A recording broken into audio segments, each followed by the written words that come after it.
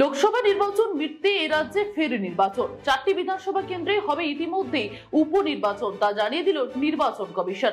এই 4টি কেন্দ্র হলো নদিয়ার দক্ষিণ যে রানাঘাটের কেন্দ্র সেই কেন্দ্র, তারপরেই থাকছে উত্তর 24 পরগনার বাগদা, এর পাশাপাশি থাকছে কলকাতার মানিকতলা এবং উত্তর দিনাজপুরের রায়গঞ্জ লোকসভা যে বিধানসভা কেন্দ্র রয়েছে সেখানে। এবং আরো জানিয়ে রাখি আপনাদেরকে যে এই 4টি কেন্দ্রেই কিন্তু নির্বাচন হবে 10 জুলাই। এবং আমরা প্রত্যেকে জানি যে 2021 বিধানসভা নির্বাচনে যে সকল প্রার্থীরা দাঁড়িয়েছিলেন এবং জয়ী হয়েছিলেন তাদের মধ্যে যে 4 জন দল বদল করেছিলেন 3 জন এবং 1 জন মৃত্যু হয়েছে বলে সেসব জায়গাতে ইতিমধ্যেই নির্বাচন হবে।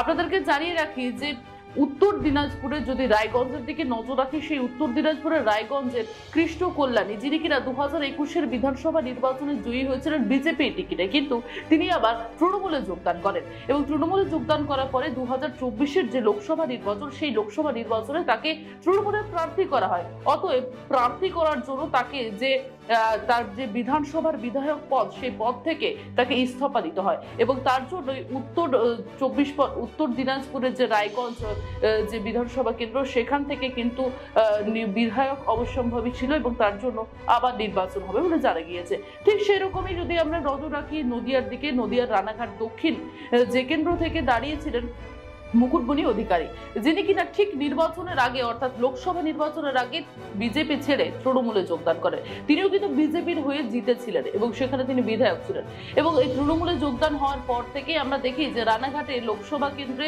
তাকে কিন্তু তৃণমূলের প্রার্থী করা হয় এবং সেখানেও তার হার হয় এবং হার হওয়ার পাশাপাশি যেহেতু তাকে টিকিট দেওয়া হয় এই লোকসভা নির্বাচনে, তাই তাকে বিধানসভা নির্বাচনে বিধায়ক পদ থেকে ইস্তফা দিতে হয় এবং ইস্তফা দেওয়ার জন্য কিন্তু সেই জায়গা আবারও শূন্য হয়ে যায় বিধায়ক পদ এবং তার জন্য সেই জায়গাতে আবারও উপনির্বাচন হবে। এর পাশাপাশি যদি আমরা নজর রাখি উত্তর 24 পরগনার বাগদার দিকে, সেখানে আমরা একই চিত্র দেখেছি 2021 সালে বিধানসভা নির্বাচনে সেখান থেকে বিজেপির টিকিটে জয়ী হয়েছিলেন বিশ্বজিৎ দাস।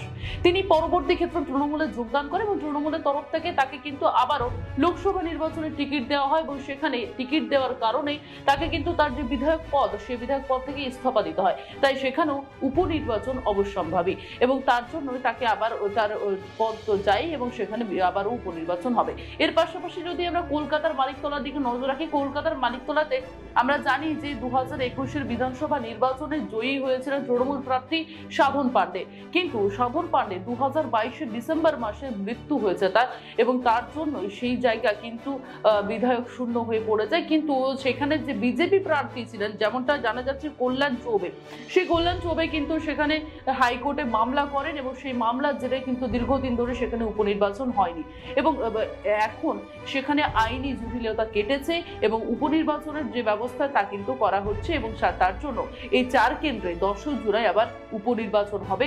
এত কিছু বাধা বা এত যে নিয়ম রয়েছে সে সবকিছু পেরিয়ে আবারও সেই 4 জায়গায় কিন্তু উপনির্বাচন হবে। তাই লোকসভা নির্বাচন পেরিয়েছে, কিন্তু লোকসভা নির্বাচন পেরিয়ে গেল, বাংলায় কিন্তু নির্বাচনের শেষ নেই। তাই উপনির্বাচন রয়েছে সামনে, দেখার বিষয় এখন উপনির্বাচনে কে প্রার্থী হয়, কে জয়ী হয় সেই বিধানসভা থেকে।